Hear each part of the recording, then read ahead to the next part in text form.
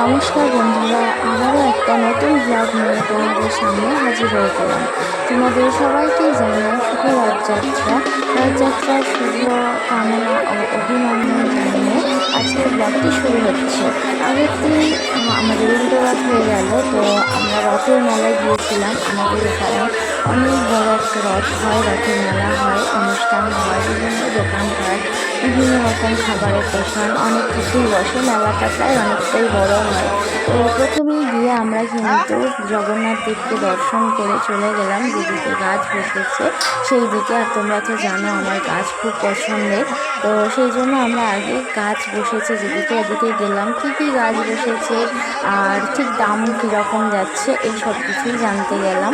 তো বিশ্বাস করো, আমরা নার্সারি থেকে গাছ নিয়ে আসি কত কম দামে, কিন্তু এখানে প্রচুর যে গাছের দাম যা নয় তার থেকেও বেশি বলছে এরকম। আমরা যে অ্যালামন্ডা গাছ নিয়ে এসেছি মাত্র 40 টাকা থেকে আমি চারা নিয়ে এসেছিলাম। ঠিক চারা বলবো না, অনেকটাই মোটামুটি বড়। হ্যাঁ, এখানে ছোট ছোট চারা তাই বলছে 100, 120, 130, যে যেমন পাচ্ছে সেইভাবে কিন্তু নিচ্ছে। কিন্তু বিভিন্ন ফলের গাছও বসেছে, এগুলো কলমের চারা। দেখো এখানে লেবু গাছ আগে একটা দেখালাম, জামরুল গাছ, হ্যাঁ কলমের চারা। তো অল্পতে ছোট থেকেই গাছে ফল হয়েছে। বাড়িতে নিয়ে গিয়ে বসালে কী হবে তা বলতে পারবো না, কিন্তু আমি এর আগে এই মেলা থেকেই একটা পেয়ারা গাছ নিয়ে গিয়েছিলাম, কিন্তু পরের বছর আমাকে বলা হলো যে পরের বছর থেকে ফল হবে। এমনকি আমি ফল সমেতই নিয়ে গেছিলাম, গাছে পেয়ারা হয়ে আছে এরকম, কিন্তু তা আর হলো না, একদম ঠকিয়েই গিয়েছি বলতে পারো। তো যাই হোক, তবুও গিয়েছিলাম যে দেখি কী কী গাছ বসেছে। এদিকে কিন্তু পাতাবাহার গাছগুলো আছে, বিভিন্ন রকম পাতাবাহার আছে, যার যেটা পছন্দ। কারণ আমরা বিভিন্ন রকম মানুষ আছি, বিভিন্ন রকমের গাছ পছন্দ করি। তো এগুলোরও বিশাল দাম বলছিল, 150 টাকা, 180 টাকা। এই সামান্য ছোট্ট ছোট্ট টবে বসানো গাছগুলো নাকি এত দাম। কিন্তু বিশ্বাস করো, আমরা নার্সারি থেকে গাছ নিয়ে আসি। আমার বাড়ির ছাদে যতগুলো ছোট ছোট গাছ আছে সবই কিন্তু আমার নার্সারি থেকে নিয়ে আসা, এবং যে গাছগুলো বড়ও হয়েছে সবই ওই নার্সারি থেকে নিয়ে এসেই বসানো আমার। তাকে পরিচর্যা করে আমরা যত্ন করেছি। তো যাই হোক, আর এখানে দেখো আমি অ্যালামন্ডা গাছের আগের দিন বলছিলাম যে অনেক রকম কালার হয়। এই দেখো আমি যে কালারটা নিয়ে গেছি, এখানে সেই কালারটাই আমাকে দেখাচ্ছিল। আমি জাস্ট দামটা জিজ্ঞাসা করছিলাম ঠিক কী বলে, যে আমি জানতে চাইছিলাম যে আমি নার্সারিতে যাই ওখানে দাম কম নেয় না এখানে। তো আমি 40 টাকা থেকে যে গাছ নিয়ে এসেছি এখানে 140 টাকা বলছে। ভাবতে পারছো কীরকম দাম, মেলা উপলক্ষে প্রচুর দাম নিচ্ছে আর কি। তো যাই হোক, বিভিন্ন রকমের গাছ বসেছিল, আরও অনেক রকমের গাছ আছে।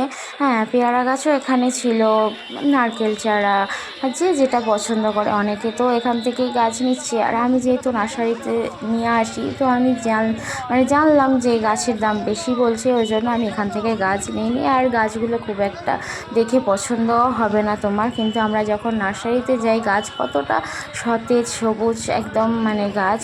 আর এখানে গাছের খাবারও আছে, বিক্রি হচ্ছে আর কি, যদি কেউ নেয় এরকম। তো আমি তোমাদেরকে আজকের ভিডিওর মাধ্যমে এটাই বললাম যে তোমরা যদি কোনো দিন গাছ নাও, মেলা থেকে না নেওয়ার চেষ্টা করবে। কারণ মেলায় গাছ বসে ঠিক কথা, কিন্তু এগুলোর যা দাম নয় তার থেকে তো বেশি বলে। তার থেকেও বড় কথা, গাছগুলো কিন্তু খুব একটা ভালো হয় না, এটা আমার মতে। কারণ আমার মত তো আর সবার মতে মিল হবে না, সেই জন্য বলছি তোমরা যদি পারো না নেওয়ারই চেষ্টা করো। তো যাই হোক, তোমরা তো দেখলে আমাদের মেলায় ঠিক কী কী গাছ বসেছিল আর কোন গাছের দাম কত টাকা। এই যে দেখো এখানে একটা জামরুল গাছ দেখতে পাচ্ছ, এইটুকু গাছের দাম নাকি জামরুল হয়ে আছে বলে 350 টাকা।